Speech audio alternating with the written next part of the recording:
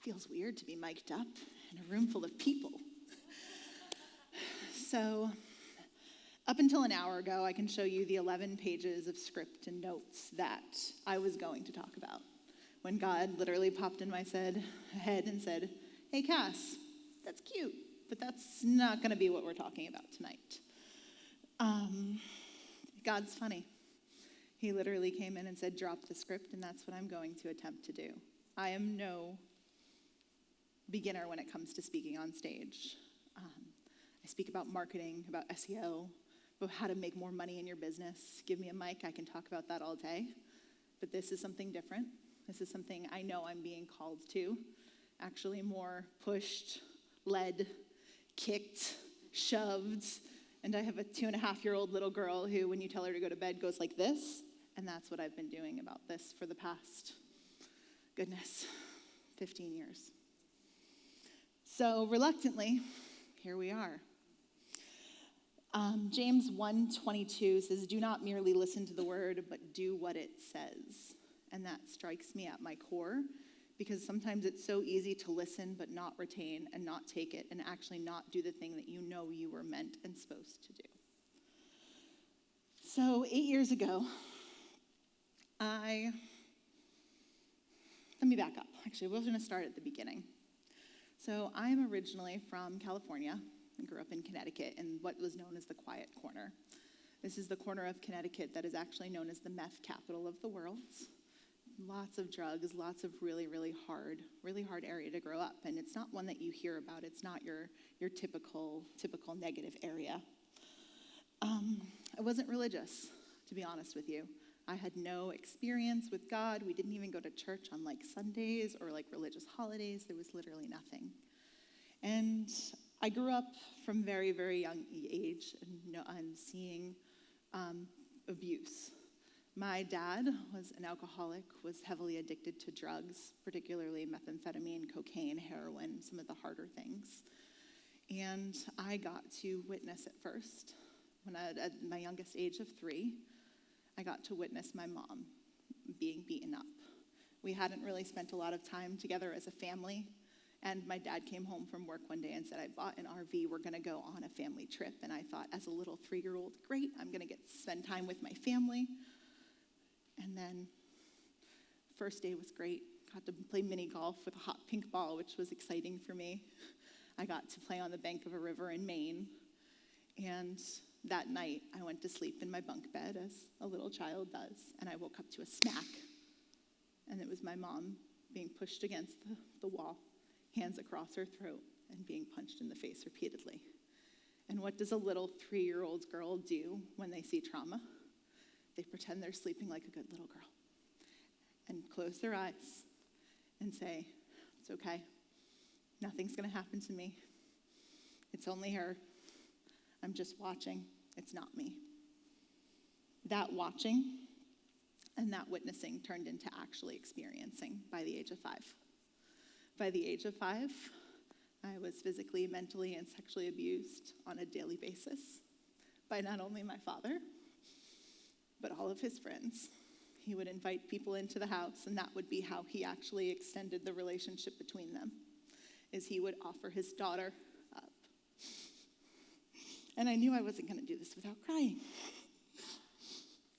So my father is a tall Russian man, 6'5", and at the time, probably 200 plus pounds bigger than me. And it ended up being a daily occurrence of not knowing what to do, to not feeling safe, not feeling protected, to not even being able to identify what love was. Because your parents, you're taught as a young age, they're supposed to love you unconditionally. And this is what my definition of love was. The physical abuse was one thing. I have those scars from the battles that I fought. But it's the mental abuse that really, truly sticks with you. The being worthless, never amounting to anything. And it always had a caveat of being female. There was always a qualifier of, you'll never amount to anything because you're a female, which really stuck deep into my heart and still does to this day, and actually is part of the work that I do.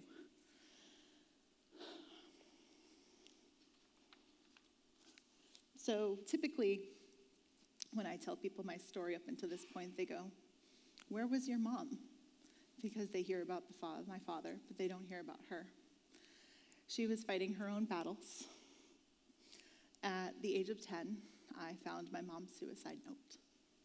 In gruesome detail, she listed exactly how she was going to plan to kill herself in the bathtub, so we wouldn't be an inconvenience for the family to clean up.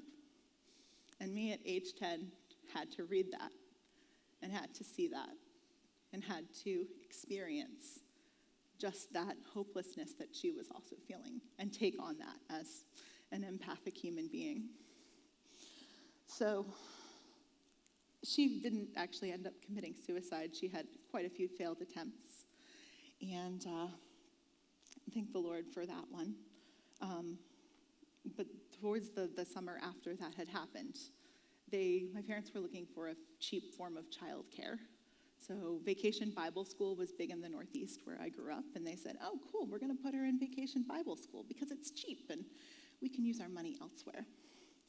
So I remember sitting there in Vacation Bible School and watching kids sing the songs, and they know the words because they've been singing it basically since the day they were in the cradle.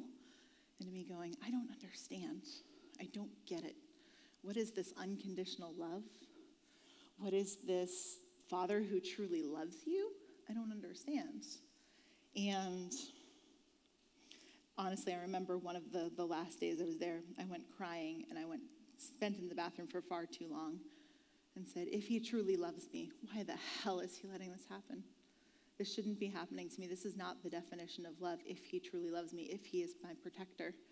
And it was one of the first times I had a real conversation with God. I was 10 in a bathroom stall and being mad at him and not knowing why he was letting this happen to me.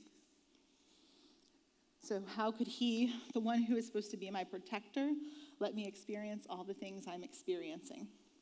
And this was a question I had asked over and over again.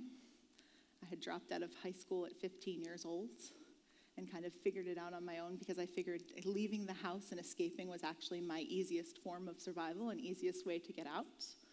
I had asked it through being unemployed, being homeless and living in a car.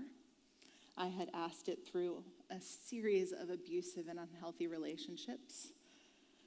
And I had asked it again when I was 16 years old and had an ovarian cancer scare and had to have an operation completely alone. So I want to clarify that all of these things that I actually consider blips are true traumas of their own. For me, it's a series of these that actually lead to who I am. It's not necessarily one or the other, but just one of these alone I want to define is a trauma. It doesn't have to be all of them. So around the age of 19, I started becoming religion curious, is how I like to call it. It's, that spark that you get that you should go attend this service with a friend. You should maybe go to this concert or maybe hang out with these people. And it was kind of my introduction to religion. So generally what that looked like for me is I would go with a friend and I would sneak out after worship was done. I didn't want to hear the message. I didn't want to hear what God was saying. It just wasn't comfortable enough for me. But he still kind of sparked that in me to see and test the waters to see it and know that it was safe. So it wasn't until I was about 22 years old where I was married and I was in a severe domestic violence, abusive relationship with my first husband that things started to come full circle. I experienced a ridiculously painful stillborn child and had no one to go to, nowhere to run, nowhere to talk to. I was completely alone. And he was there. Because he had literally teed up that entire year to bring me to that moment. It was my honestly true rock bottom. It really was. The other things were circumstances that had happened to me. This one was mine. And once again, I was alone and I thought I was going to have to face something difficult. But God always connects the dots. He is always grooming you for your next situation, whether you know it or not. He had been ripening my heart that entire year on a therapist's couch, talking about my childhood, going over my trauma, figuring out my role, my piece, and how to truly heal. He had been setting me up to truly depend on him. He had given me a job at Hampton University underneath the chaplain and of teaching religious education. And up until this point, you guys, I was the girl who snuck out when the word came on. So I was not qualified. I should not have had that. And that was given and taught to me. He made the men and women in that office underneath the chaplain my family. And considering he still has a sense of humor, he made the chaplain a woman. So when I was going through this, I had someone who I could talk to, who I could hold her hand, who would understand, and who would help me sort things out without actually triggering the deeper level of trauma that I had actually not healed from fully yet. So just 3 weeks after experiencing the lowest of the lows, it was June 1st, and it was in a musty, little dank office in Hampton University. I fell to my knees, and I accepted Jesus Christ as my Savior. With the chaplain, with all of these women who we have become family, actually, in full community, being full held and full embraced. So even though I didn't grow up with adults around me that could have done something that did nothing, so even though I grew up not knowing what unconditional love was and questioning my worth, my value, and if I was even at the point worthy to be alive, he knew. He'd continued to pursue me. I could now look back and connect the dots and know that he was there with me every step of the way. Everything that I had done was orchestrated in a beautiful way from him. And I'd love to say that since 2009, since that moment in the office, my life has been easy, and it hasn't. I've had my fair share of challenges. Never did I think when I was auditioning in September we'd be amidst a global pandemic, a civil rights movement, moving, and 8 other things. But, this is called Battleground, so it just brings it full circle, and God, again, has that loving little sense of humor. And as I continued to kind of go down my path, I want to remind you guys of this particular scripture that I cling to probably most hard. It's in Psalm. It's 107, 13 through 16. And then they cried out to the Lord in their troubles, and he saved them from their distress. He brought them out of the darkness, the utter darkness, and broke away their chains. Let them give thanks to the Lord for his unfailing love and his wonderful deeds for mankind. And he breaks down the gates of bronze and cuts through the bars of iron. So, friends, if there is one thing, and only one thing I can leave you with, if you feel like you are alone, if you feel like you are drowning, if you feel like there's something that you are trying to overcome that you just don't know how to, please know, please lean in, and please rest assured that if you can, he can, and he has a plan to make it beautiful. Thank you.